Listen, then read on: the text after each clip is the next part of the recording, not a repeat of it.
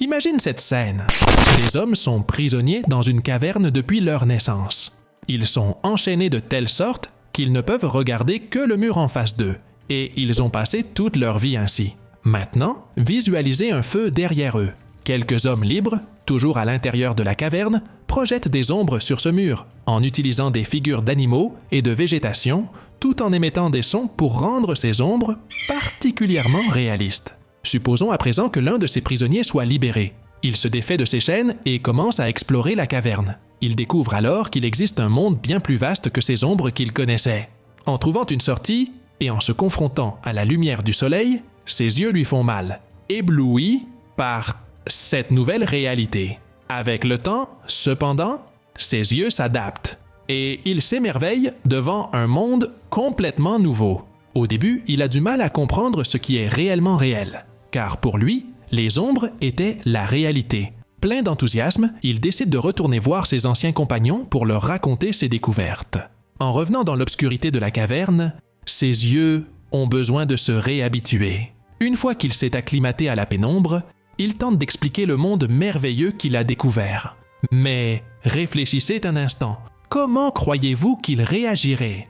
Ne trouvez-vous pas que pour eux, ce nouveau monde semblerait insensé? Tu veux dire que tout ce que j'ai vu toute ma vie n'est pas réel? S'exclamerait-il, bouleversé et effrayé par cette nouvelle perspective, au point de vouloir éliminer celui qui a osé défier leur réalité. Et c'est là toute l'essence du mythe de la caverne de Platon, l'un des thèmes les plus complexes et profonds de la philosophie grecque. Il aborde l'une des questions les plus troublantes. Qu'est-ce que la réalité? Comment pouvons-nous sortir de la caverne et vraiment voir le monde? Quelles leçons pouvons-nous tirer de cette allégorie de Platon?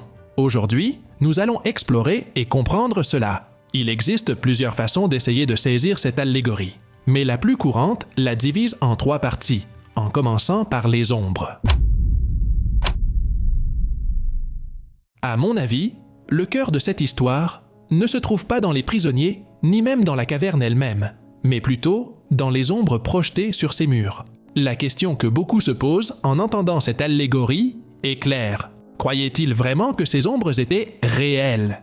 Étaient-ils naïfs? Mais avant de juger, considérons une idée puissante. Le contraste engendre la conscience. Ce concept suggère que nous avons besoin de comparer quelque chose pour vraiment comprendre ce que c'est. Par exemple, comment identifieriez-vous le goût sucré si vous n'aviez jamais goûté quelque chose d'amer? Pour les prisonniers, qui ne connaissaient que les ombres, l'absence de contraste avec la lumière les empêchait de réaliser qu'ils vivaient une illusion. Platon utilise les ombres pour symboliser notre monde matériel, ce que nous pouvons toucher et voir. Par ailleurs, il introduit l'idée du monde des idées, non pas comme un espace de créativité, mais comme un royaume de perfection. Pour Platon, les ombres projetées sur la paroi représentent notre monde sensible, le monde matériel, c'est-à-dire le monde que nous regardons, touchons, observons et expérimentons. Pour lui, c'est la forme la plus simple et le point de départ vers la connaissance. En contrepartie, il forge ce que l'on appelle le monde des idées. Le monde des idées de Platon peut être envisagé comme un monde idéal, un royaume où réside la véritable connaissance, l'essence de la réalité dans sa forme la plus pure et parfaite. Ce plan supérieur n'est pas qu'une simple théorie, mais une réalité qui façonne et coordonne notre monde visible. Pour faciliter la compréhension, prenons un exemple de notre quotidien, la technologie des smartphones. Dans notre monde tangible, nous trouvons une diversité de smartphones, chacun ayant des caractéristiques différentes pour répondre à divers besoins et désirs. Cependant, dans le monde des idées, il n'y aurait pas de smartphone physique, mais plutôt le concept du smartphone idéal. Un appareil parfait en termes de fonctionnalité, de design et d'efficacité, éternellement utile et intemporel. Cette quête du smartphone idéal reflète notre tentative constante de rapprocher le monde matériel du monde parfait des idées. Cette recherche ne se limite pas aux objets physiques, comme la technologie, mais s'étend à des concepts métaphysiques tels que l'amour, la paix et la justice. C'est pourquoi, selon Platon, le monde matériel est intrinsèquement imparfait et toujours sujet au changement. Depuis l'apparition de l'humanité, nous sommes dans une quête constante d'amélioration. Les smartphones d'aujourd'hui sont radicalement différents de ceux d'il y a 5 ans, et ces derniers n'ont rien à voir avec ceux d'il y a 10 ans. Pourtant, aussi avancé soit-il, il n'arrive jamais à capturer totalement la perfection de l'idéal. Ce cycle continu d'innovation et d'obsolescence illustre les ombres platoniciennes, une représentation imparfaite et toujours changeante de l'idéal immuable. Nous sommes emprisonnés dans ce monde matériel, toujours en quête, mais sans jamais atteindre l'idéal parfait. Et maintenant, nous arrivons à la partie la plus provocante de cette histoire. Quand j'ai compris cette deuxième partie, mon esprit s'est élargi. Parlons du feu et des hommes. Pour Platon, le feu symbolise le désir qui enchaîne l'homme au monde matériel. C'est l'éclat de ce feu qui projette les ombres sur les parois de la caverne, convainquant les prisonniers que c'est la réalité. Il crée une fausse réalité si profondément ancrée que, même lorsqu'un des prisonniers revient, libéré par la lumière du soleil, et tente de révéler l'illusion, les autres refusent de le croire. Ce moment, selon moi, est le plus percutant du mythe. Il révèle la pire forme d'esclavage, l'esclavage inconscient. L'esclave le plus dangereux est celui qui défend les chaînes qui le lient sans même reconnaître sa servitude. Platon nous avertit de cette condition, montrant à quel point nous pouvons être profondément prisonniers de nos propres illusions. La résistance des prisonniers est si forte qu'ils rejettent non seulement la nouvelle réalité présentée par le compagnon libéré, mais s'accrochent également à leur propre perception du monde. Dans cette obscure réalité, certains prisonniers, les plus astucieux, commencent à déchiffrer et à prédire les ombres, gagnant ainsi du statut et créant une hiérarchie basée sur la connaissance de ces illusions.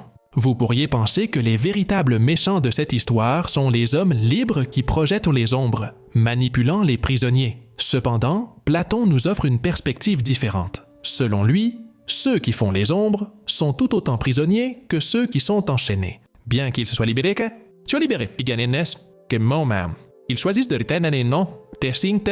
rester dans la caverne par peur d'affronter la lumière éblouissante du monde extérieur. Et maintenant, nous arrivons au grand protagoniste de cette histoire. Quelque chose qui ne se trouve pas seulement à l'extérieur de la caverne, mais aussi à l'intérieur de chacun de nous, la lumière.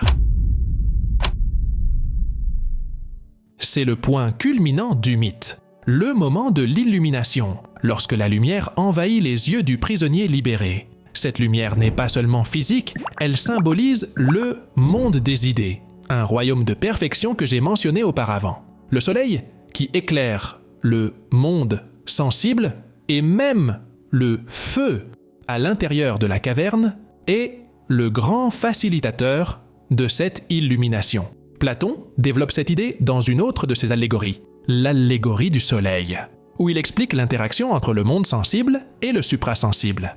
De la même manière que le soleil illumine ceux qui sont à l'extérieur, il peut aussi éblouir ceux qui ne sont pas prêts à affronter son intensité. Vous avez certainement déjà vécu quelque chose de semblable. Vous découvrez quelque chose de nouveau et de transformateur. Mais la puissance de cette révélation vous fait hésiter, presque désireux de retourner à la sécurité de la caverne. Jusqu'à présent, une grande question reste sans réponse. Comment atteindre ce monde idéal? Comment se libérer de ces chaînes, sortir de la caverne et être illuminé par la vérité? Eh bien, à mon avis, tout cela doit venir de vous. Celui qui a déjà vu la lumière du soleil ne peut pas simplement vous forcer à quitter la caverne et à voir cette lumière. Pensez au rôle d'un enseignant.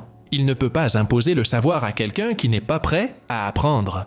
De la même manière, pour voir la lumière du soleil, il faut d'abord découvrir la lumière en soi. C'est l'essence de la philosophie. Les idées des grands penseurs sont des invitations à la réflexion, pas des vérités absolues à accepter passivement. Elles doivent être questionnées, débattues et comprises. Ce n'est qu'alors que la lumière intérieure commencera à briller plus fort. C'est pourquoi Socrate est connu comme le sage-femme des idées dans la Grèce antique. Une sage-femme ne peut pas donner naissance à la place de quelqu'un d'autre.